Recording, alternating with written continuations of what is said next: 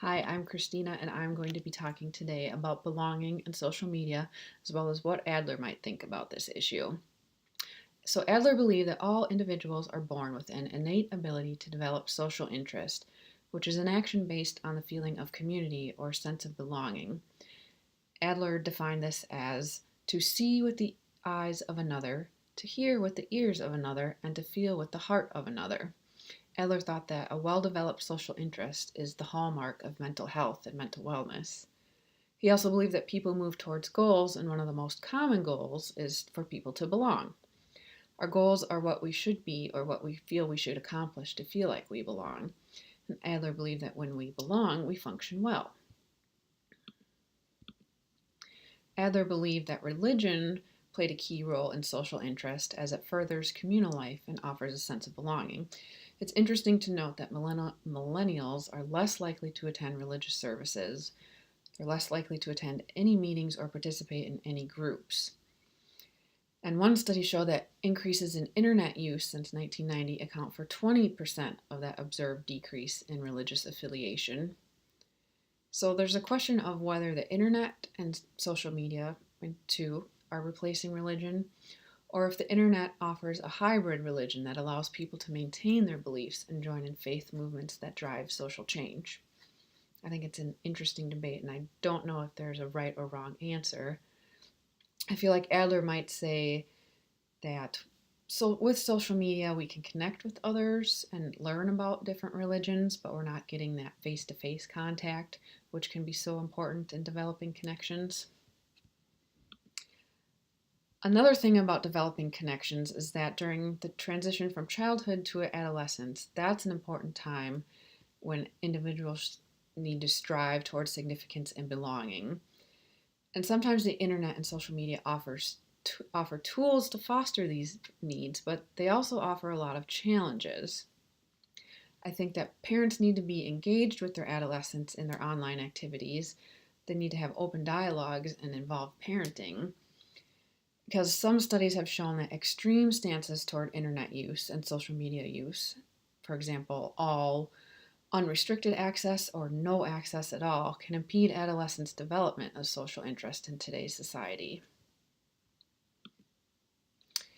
With social media, one study has shown that 89% of adolescents have a profile on some kind of social networking site, and over 1 billion users of Facebook spend over 640 million minutes online each month.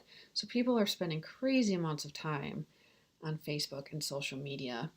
Some studies have shown that internet use has been associated with problems like gambling, addiction, bullying, and stealing, which are definitely a problem and have been seen with social media. Also, 1 to 2 out of 5 adolescents have used technology to experiment sexually without recognizing some of the consequences of their actions. So, overall, social media can be good in that it can give us access to things like arts, religion, music, new technology. Anyone can be a DIY expert these days with HGTV and looking up things on Pinterest. Sesame Street is still great out there. There are apps on your phone for Sesame Street. You know, kids are learning social interest, I think, with some of the better programming that's out there. Even though they're sitting in front of the TV, kids watching Sesame Street might learn about some of the social connection skills like empathy and being gentle and kind. Whereas on the other hand, we see a lot of over the top drama, unrealistic reality TV. A lot of self loathing can happen if people are comparing themselves to what they see in the social media. There can also be a lot of reinforcing of gender stereotypes, which is not healthy.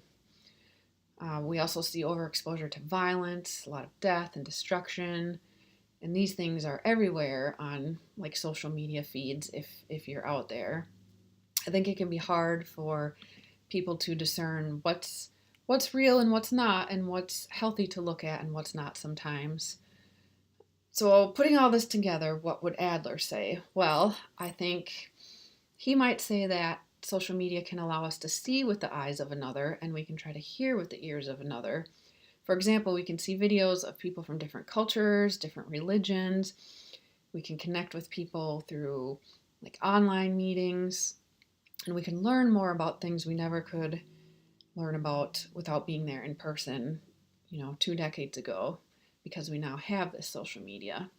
However, there's still a lot of isolation that goes on. Even though you can bring your social media with you everywhere and it's really mobile, people are alone in public. They're sitting there on their phones or their tablets. They're not actually connecting with other people around them. And I feel like that would be one of Adler's biggest problems or issues with social media these days is we're not getting that holistic connection to people by just using social media. If kids are at home spending all their time on sites like Facebook and not actually going out and being friends with people, that's an issue because we need human connection and social interest. And I think a lot of that development of human connection is done face to face and using all of the senses versus just visually seeing something in a video or getting the haptic feedback on your phone. Um, Adler also believed in the creative self and kind of the bigger picture of the person where we need to take them in the context of their environment. So we can't really isolate the effects of social media from the whole experience of a person, but we can use social media to try to enrich our engagement, our growth, and our social interest. We can use social media to be more involved in different social causes for things that are meaningful. It's just a matter of weeding out what's meaningful versus what's not, and still making efforts to connect with people on a deeper level. And we really need, I think, that holistic, whole sense of the person, not just who they are on this social media or that, or who they follow, but people need to be out there meeting and talking with people, using all of their senses and really connecting with others is kind of impossible without all of the senses involved. So that's my take on what I think Adler would say about social media. Thanks for watching.